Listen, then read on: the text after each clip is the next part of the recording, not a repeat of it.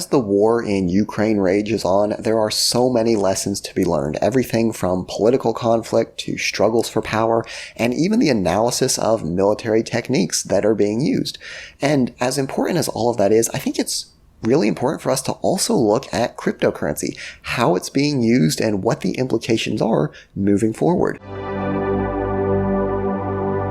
Hey everyone, and welcome back. This is the Part-Time Economist, and in today's lesson, I want to look at the role of cryptocurrency in the ongoing Ukraine-Russia conflict. Now, obviously, at the start of the video, I want to say that there's a lot bigger issues than cryptocurrency going on here, right? There's immense human suffering, there's economic turmoil, there's struggles for power on the international scale, and obviously that is super important. So by talking about cryptocurrency, I'm not downplaying those other issues. I'm not saying that cryptocurrency should take center stage because it's the most important, but as bad as this situation is, I think we can still learn about cryptocurrency and the role it's playing, as well as gaining some lessons that might be useful going forward. So first thing, I want to talk about cryptocurrency in a variety of angles. So I want to look at it from an individual's perspective as well as from state actors as well. So let's start off with an individual perspective. So the idea here is that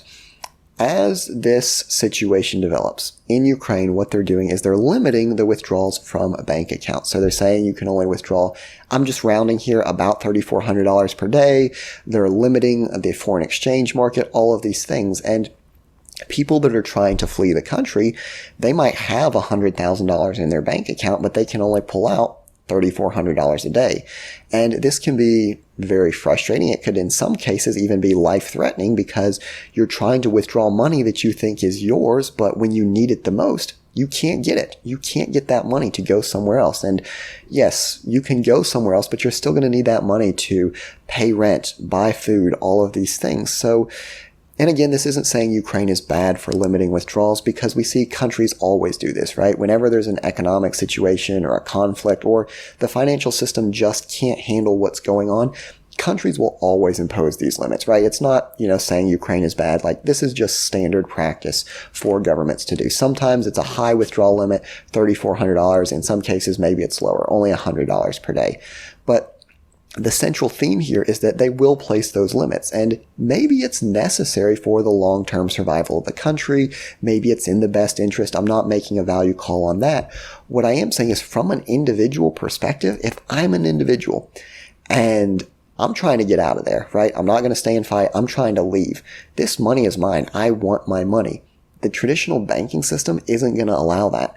So I can't remember where I found this tweet. I tried to look it back up, but someone was basically saying that they had their credit accounts frozen in Ukraine. They're trying to obviously survive, but they've got Bitcoin, they've got Ethereum, and they've got some NFTs in their cryptocurrency wallet. And with this, it's literally saving their life because they can pay for these things that they need now.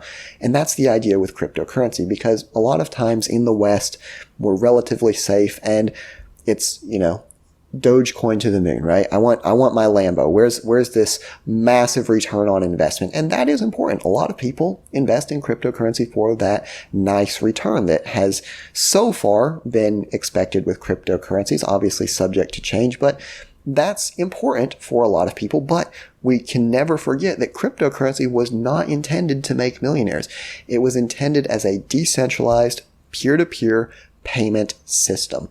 And we see that really shines in these scenarios where you can't withdraw your cash, when you can't use the traditional banking system. So in that sense, it empowers individuals. However, just as we see that it can empower individuals, it can also empower state actors. And the point that I want to make here is not necessarily that crypto is good or bad. Really, I want to say that cryptocurrency is neutral. It's a tool. It can be used for good or bad.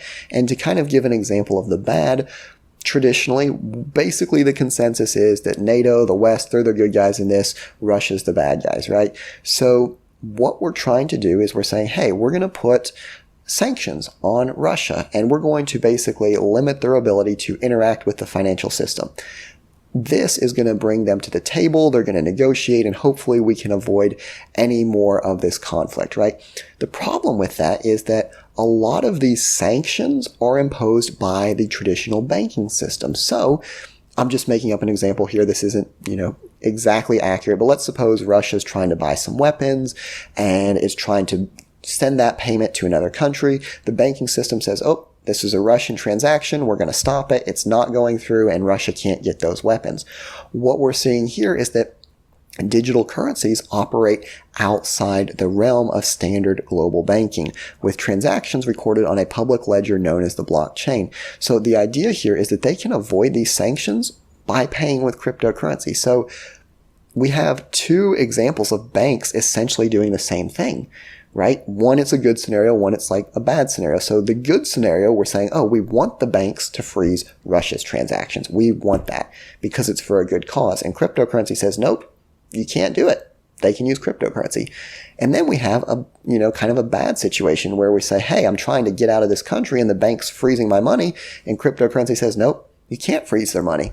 They can take their cryptocurrency and they can go wherever they want. So the idea here, cryptocurrency shouldn't be thought of as good or bad. It's a tool that allows individuals or state actors to perform a variety of actions independent of the banking system. And that's really the case that I'm trying to make here. Now, just as we saw the good, the bad, we see that it's really more complicated than that, because just as we would say that Russia's the bad actor in this scenario, we also see traditional payment systems, right? So the concept of good guy and bad guy sometimes can be interpreted, right? What I'm trying to say with that is that Patreon is a system that allows people to obviously fund things, right? So with Patreon, a lot of these donations were going to Ukraine, but what happened is Patreon says, hey, we don't want any kind of involvement with things that are involved with military or weapons purchases or anything like that,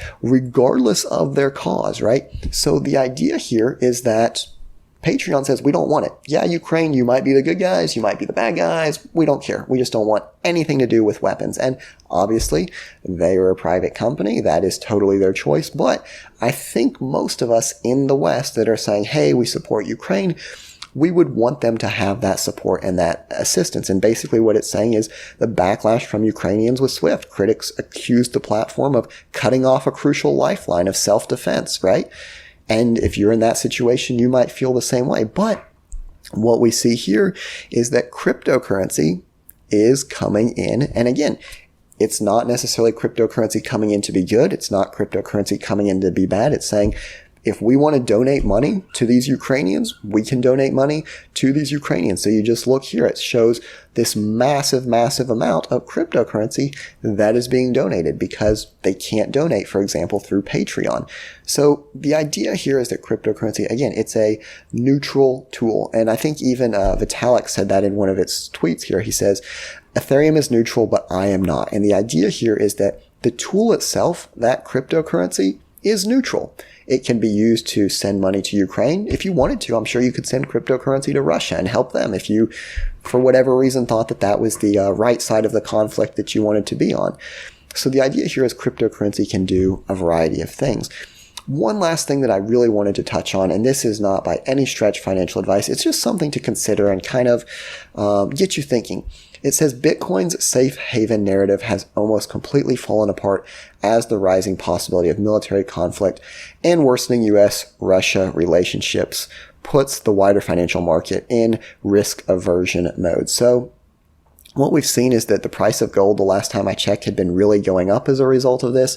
We're seeing crypto kind of going down, and that's, again, not financial advice here, but it does, I think we should be asking questions here. This idea of Bitcoin as a safe haven, as a form of a digital gold, is that accurate? Why is Bitcoin not performing as many people hoped it would? And again, these are questions that you've got to answer for yourself. It's more of an investing question than it is an educational question, so I won't get too much into it here other than to say that it is a possibly interesting topic for further discussion and doing your own research. So, of course, there's always different perspectives, especially when we talk about something as complicated as this issue. So if there's something I missed, if you've got a different take on it, obviously be sure to leave it down in the comments below. As always, thanks for watching, and I'll see you next time.